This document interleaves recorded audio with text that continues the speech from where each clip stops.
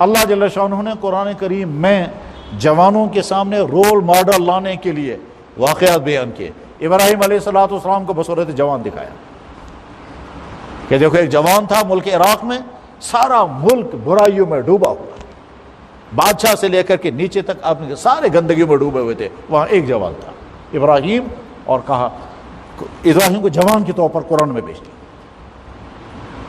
موسیٰ علیہ السلام کو بطور جوان کے دکھایا۔ موسیٰ علیہ السلام جنگلوں میں سفر کر رہے ہیں اور وہاں نامحرم خواتین ان کے ساتھ سفر کر رہی ہیں۔ اس وقت موسیٰ علیہ السلام ایک جنگلوں کے سفر کر رہے ہیں، وہاں دیکھنے والا کوئی نہیں ہے، نوجوان خاتون کے ساتھ ہے۔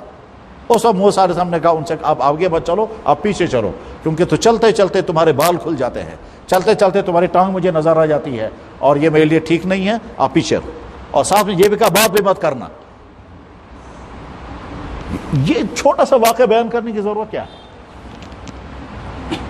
مطلب اسے سوچنے کا کہ موسیٰ علیہ السلام اپنے ملک سے نکل کر دوسرے ملک میں پہنچے، وہاں ایک چشمے پر بیٹھے ہوئے ہیں، سوچ رہے ہیں میں کود گھس لوں۔ وہاں کچھ لڑکیاں ملی، ان لڑکیوں کو ان کو پانی پلا دے، ان کی بکریوں کو۔ وہ لڑکیاں چلی گئی اپنے ابا جان کے پاس۔ ابا جان نے کہا بھائی جلدی کیوں آ گئی تم؟ کہا وہاں کوئی جوان آیا تو اس نے ہماری بکریوں کو پانی پلایا۔ تو موسیٰ علیہ السلام وہیں بیٹھے انتظار میں ہیں۔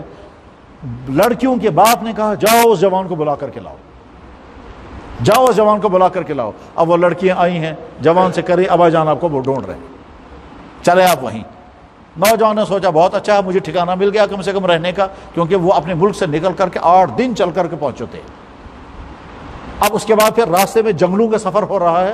اس میں موسیٰ علیہ السلام اس لڑکی سے کہہ رہے ہیں آپ پیچھے رہو، آگے مت چلیں، چلتے چلتے تمہاری ساڑی گر جاتی ہے، بال نظر آتے ہیں، چلتے چلتے تمہارا پیجامہ جو ہے ہٹ جاتا ہے، تمہاری پنڈلیاں مجھے نظر آ جاتی ہیں، اور بات بھی مت کرنا، آپ پیچھے رہو۔ یہ چھوٹا سا واقعہ بیان کرنے کی کیا ضرورت ہے؟ جوانوں کے سامنے رول ماڈل۔ پھر آگے چل کر حضرت یوسف علیہ السلام کو قرآن کریم نے بیان فرمایا۔ یوسف علیہ السلام جوان ہیں، خوبصورت ہیں، بادشاہ کے گھر میں نوکر ہیں، اور اس کے بعد پھر جب جوانی کا آغاز ہو گیا تو چونکہ بہت زیادہ خوبصورت تھے، اس لیے اس بادشاہ صاحب کی اہلیہ زلیخا، جس کا نام تو قرآن میں نہیں ہے، تذکرہ قرآن میں ہے، اور اللہ تعالیٰ شان فرما رہے ہیں کیا زلیخا نے یوسف علیہ السلام کو اپنے کمرے کے اندر پہنچایا اور بیڈ روم میں پہنچایا، اور اب اس سامنے اپنا برا ارادہ ظاہر کیا تو یوسف علیہ السلام ہکا بکا رہ گئے۔ یہ مجھے کیا پتا چلا؟ یوسف جوان خوبصورت مگر اتنا صاف مائنڈ سیٹ ہے، اس کو خیال ہی نہیں آتا یہ مجھے کیا کہہ رہی ہے۔ اب اس کو پہلی مرتبہ سمجھ میں آ گیا۔